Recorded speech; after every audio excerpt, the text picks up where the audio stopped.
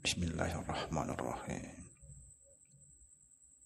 Assalamualaikum warahmatullahi wabarakatuh. Alhamdulillah, wassalatu wassalamu ala rasulillah Sayyidina wa maulana Muhammad Nurullah sirri wa sirri fi sirri la Allahu asma wal sifati asyhadu an la ilaha illallah wa asyhadu anna Muhammadar Rasulullah.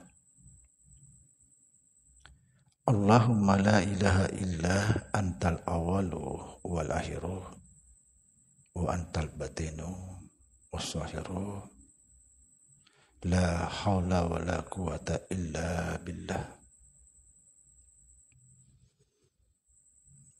Saudara-saudaraku semuanya yang saya cintai dan yang saya sayangi dimanapun berada, semoga senantiasa dalam bimbingan Allah Subhanahu wa ta'ala,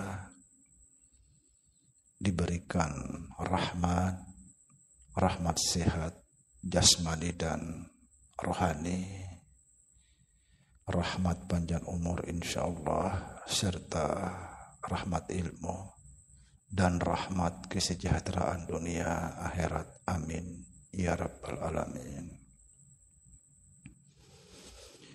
Saudara-saudara, perlu di sini saya sampaikan bahwa sesungguhnya Tuhan dengan hamba itu satu adanya. Esa. Kalau kita bicara Esa, apa yang dimaksud Esa? Subhanallah. Sekali lagi saudara, saya tegaskan, sesungguhnya Tuhan dengan hamba itu satu adanya. Esa. Itulah sebabnya para ulama-ulama sufi mengatakan, man arafa nafsahu faqad arafa rabbahu. Barang siapa mengenal dirinya, dia mengenal Tuhannya. Subhanallah. Dan juga dikatakan dalam Al-Quran, kata Allah Subhanahu wa ta'ala, aku lebih dekat daripada urat nadimu atau urat lehermu. Bayangkan saudara, kita dengan urat leher itu sudah satu, menyatu, tapi Allah lebih dekat. Kalau kita bisa memahami ini, pasti bisa memahami apa itu Esa.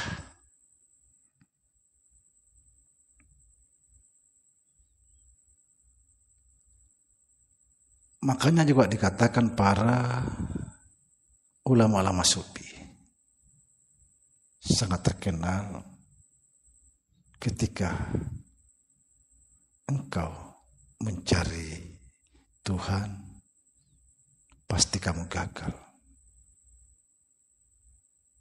Karena apa yang kamu cari ada padamu, tapi engkau mencari di tempat lain. Nah, ketika kita memahami kata ini, beranggapan bahwa Allah itu atau Tuhan itu ada pada kita, itu sudah salah. Makanya kita hati-hati.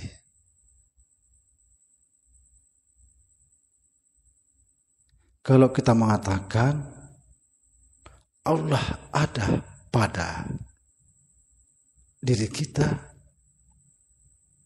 itu sudah salah. Kenapa saya katakan salah? Berarti ada dua.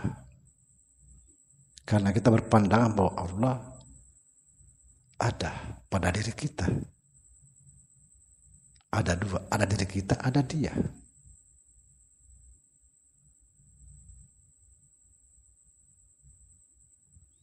Tapi ketika kita memahami juga bahwa Allah itu ada di luar, itu juga salah.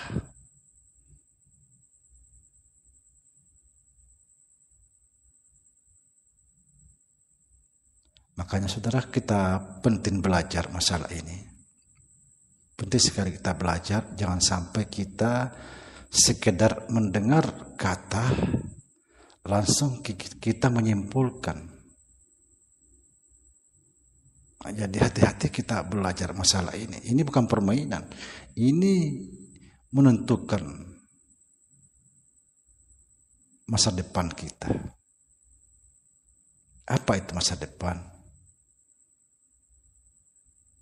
Yaumal Qiyamah. Jadi jangan sembarang berbicara tentang Tuhan kalau tidak tahu Tuhan. Siapa yang berbicara tentang Tuhan tidak tahu Tuhan, itu adalah pendusta.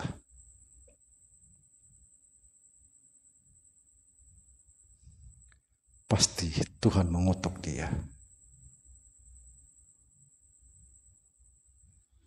Alhamdulillah, orang-orang yang di dalam grup sudah 100 lebih, semua mengalami, merasa damai.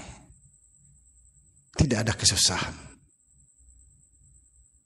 Alhamdulillah. Bahkan banyak yang menangis-nangis.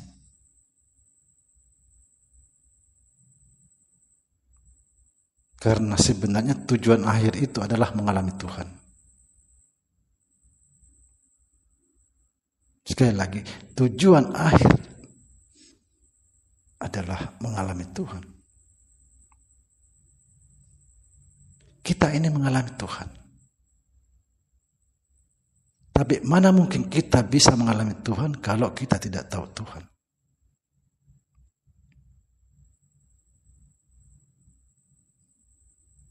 Kita mengalami Tuhan, saudara. Karena apa? Karena Tuhan dengan hamba itu satu adanya.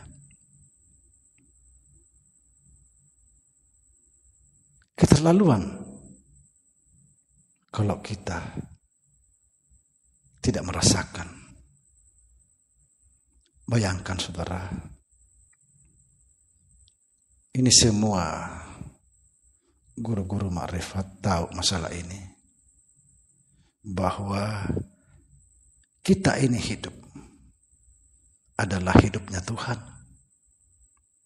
Kalau ini hidupnya Tuhan, masa kita tidak bisa mengalami Tuhan?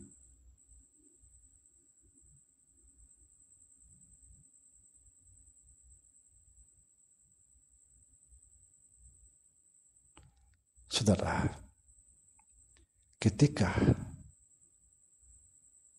kamu masih merasa ada, jangan pernah bermimpi, mengharap, mau mengenal atau mau bertemu dengan Tuhan. Tapi ketika kamu sudah tidak ada, betul-betul tidak ada, pasti kamu bertemu dengan Tuhan.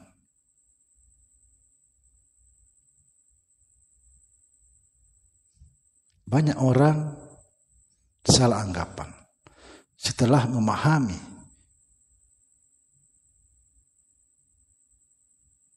yang disebut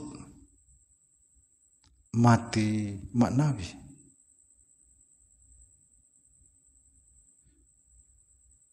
Lalu sudah merasa dirinya fana.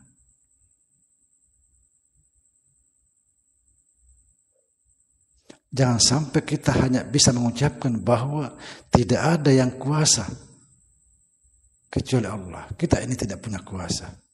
Kita ini tidak punya kehendak kecuali Allah. Kita ini tidak punya ilmu kecuali ilmu atau pengetahuan Allah. Kita ini tidak punya hidup kecuali hidupnya Allah. Kita ini tidak punya pendengaran kecuali Allah. Kita ini tidak punya penglihatan kecuali penglihatan Allah. Kita ini tidak punya perkataan kecuali Allah. Artinya Allah yang kuasa, bukan kita. Allah yang berkehendak, bukan kita. Allah yang mengetahui segala sesuatu, bukan kita. Allah yang hidup, bukan kita. Allah yang mendengar, yang melihat, dan berkata-kata, itu semua bukan kita. Tapi hati-hati ketika kita memahami, merasa diri bahwa memahami ini sudah fana. Belum tentu. Guru saya mengatakan, mati maknawiyah atau mati maknawi itu mati paling rendah. Di sini banyak terjebak.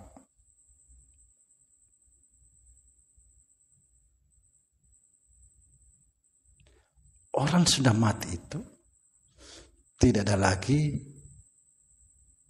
namanya apa itu hak, apa itu batil. Tidak ada lagi pilihan. Mana mungkin orang sudah fana masih bisa memilih antara hak dan batil.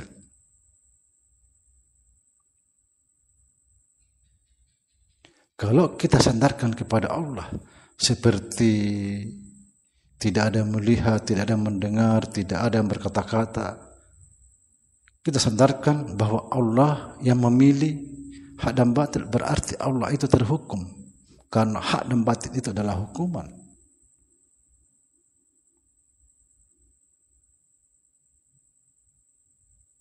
Banyak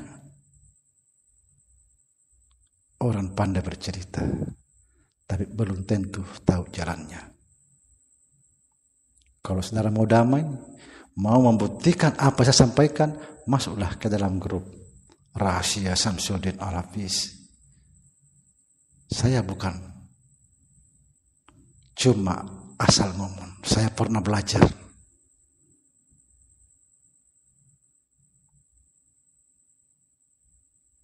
Berpuluh-puluh tahun saya belajar. Saya keluar masuk hutan.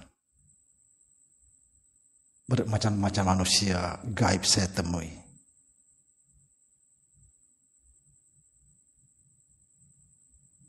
Subhanallah. Insya Allah konten berikutnya saya akan bercerita sedikit. Awal pertama kali saya mengenal ma'rifat. Demikian saudara, semoga bisa difahami. Assalamualaikum warahmatullahi wabarakatuh.